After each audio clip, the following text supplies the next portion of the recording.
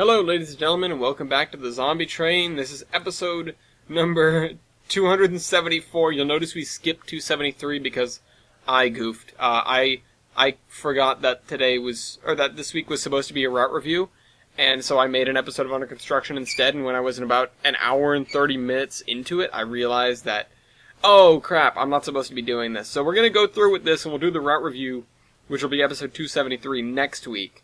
It'll be kind of weird, but we're just gonna have to live with it. Anyway, this episode is about Sealand.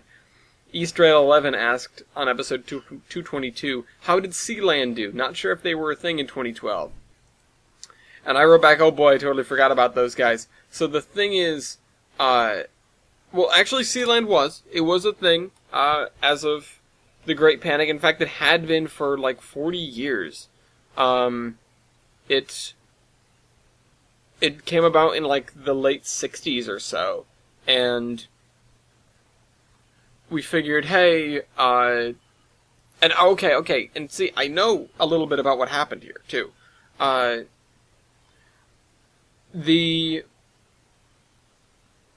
yeah, Sealand came about in the 60s, and it was there, and we contacted them, or tried to, when we first went overseas. Now,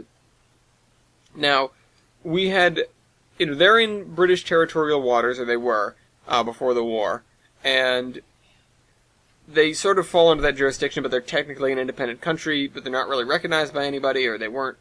I'm speaking in the past tense, or present tense, when I should really be speaking in the past tense, because Sealand, spoiler alert, it is no more, and it hasn't been since, pretty early on in World War Z.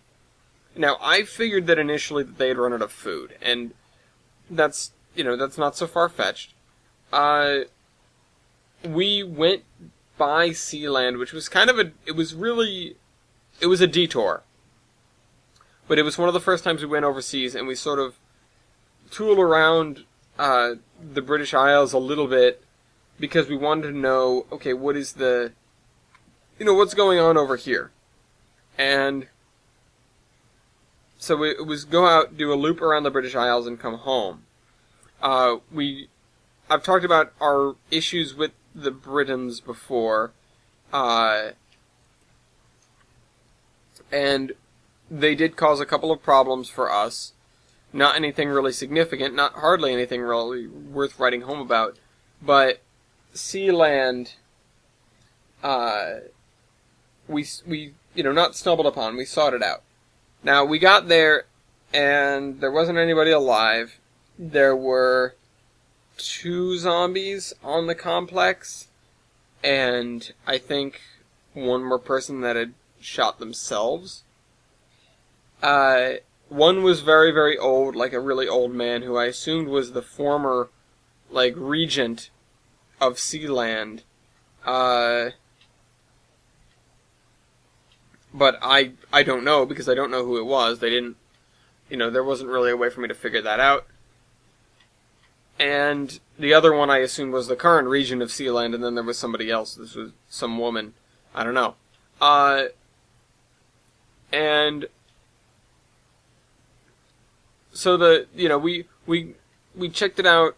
We got rid of those 2. We killed those 2 zombies, and then we sort of moved on, because there wasn't really anything there. Then, what did we do? Because we didn't go back to it a second time, at least I didn't go back to it. There's, radio antennae on Sealand.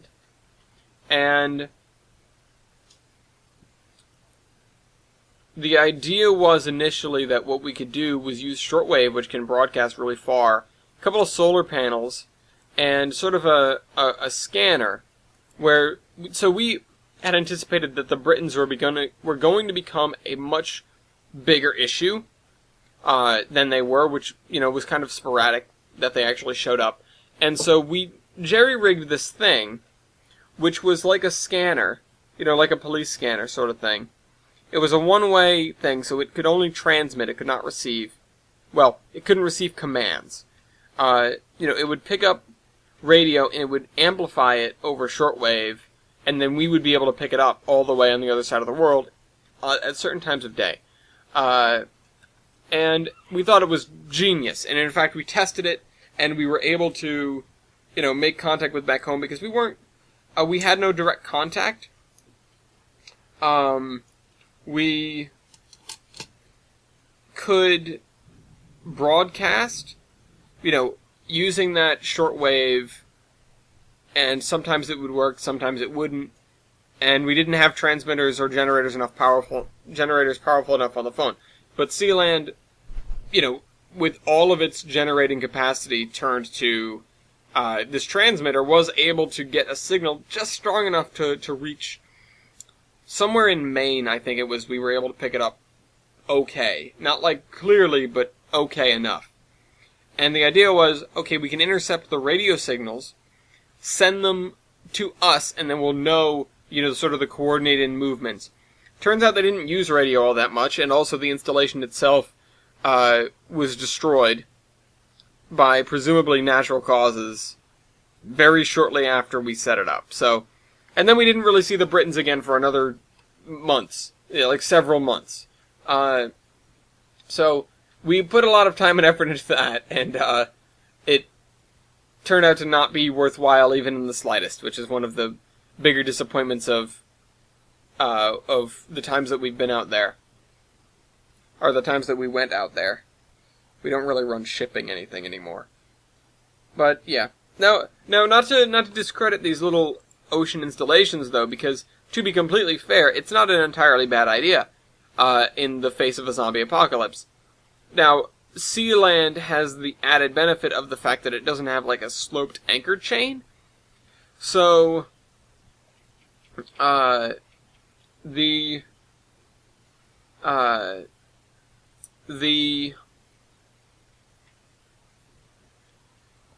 oh crap. The pillars are vertical, so zombies have a much harder time climbing. So they didn't have a zombie problem, so I can only assume that the older person, which they were rough. I couldn't really tell if it was a man or a woman.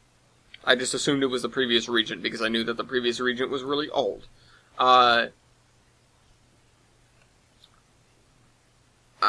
Presumably, if I understand right, there was probably either them or the other person, or somebody else that wasn't pictured on the installation, was brought back and was already infected and underwent the process on Sealand, and then got 2 out of 3.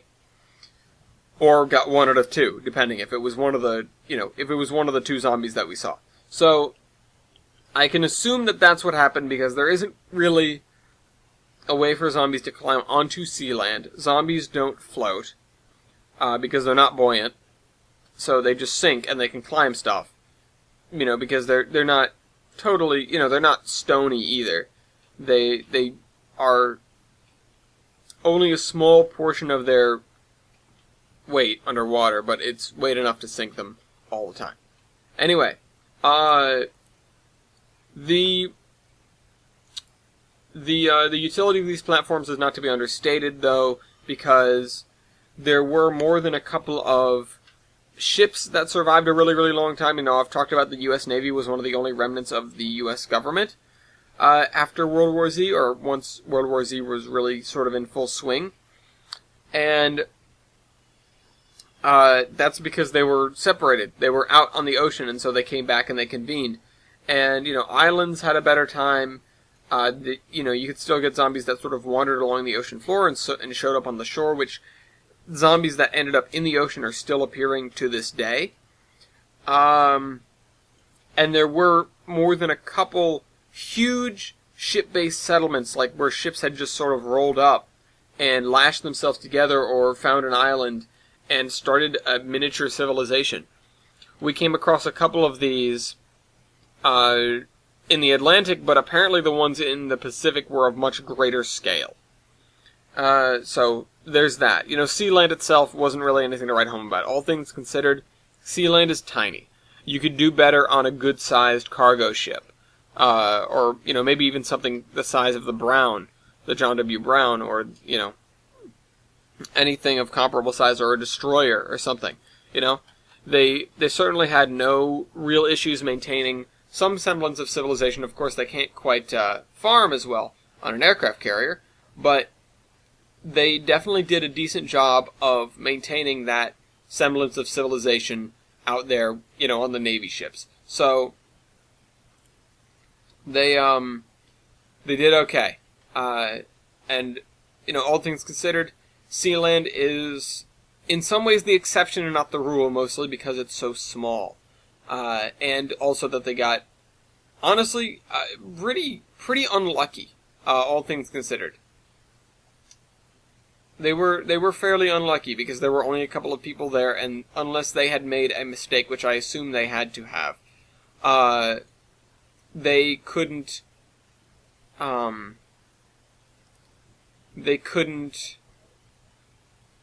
damn it. I'm losing my train of thought. They would have been basically impervious to zombies. However, they don't have any room for food production.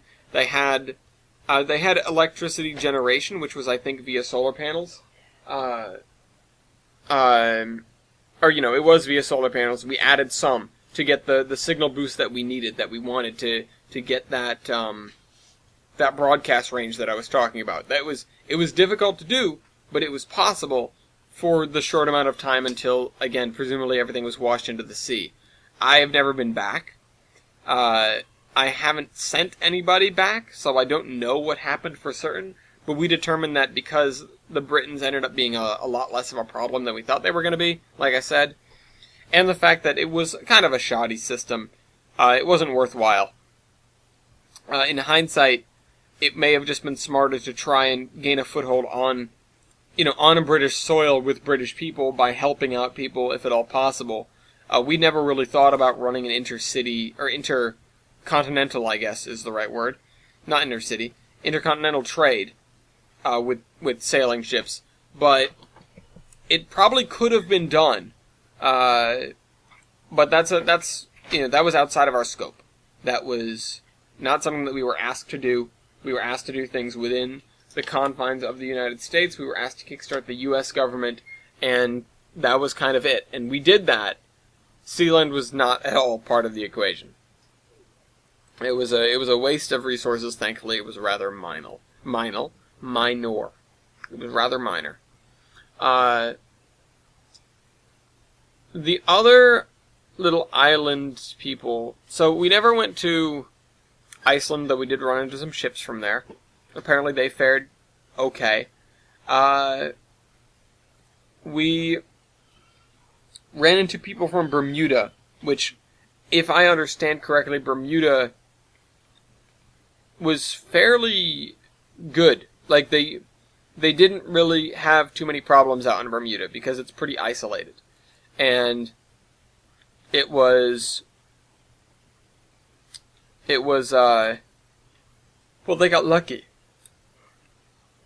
But the other thing I heard, and this is from people that either were from there or survived, is that they had absolutely no qualms about attempting to gun down anybody that was coming towards their shores. Because they were very paranoid. They knew what had happened. Obviously, they weren't cut off from the rest of the world. They were just secluded. And they would not let a boat get close if they could avoid it. And so, you think about a lot of lost ships in the Bermuda Triangle, they were really just adding to that number as quickly as they could. Planes, too, if I understand correctly. They wouldn't really let planes land either.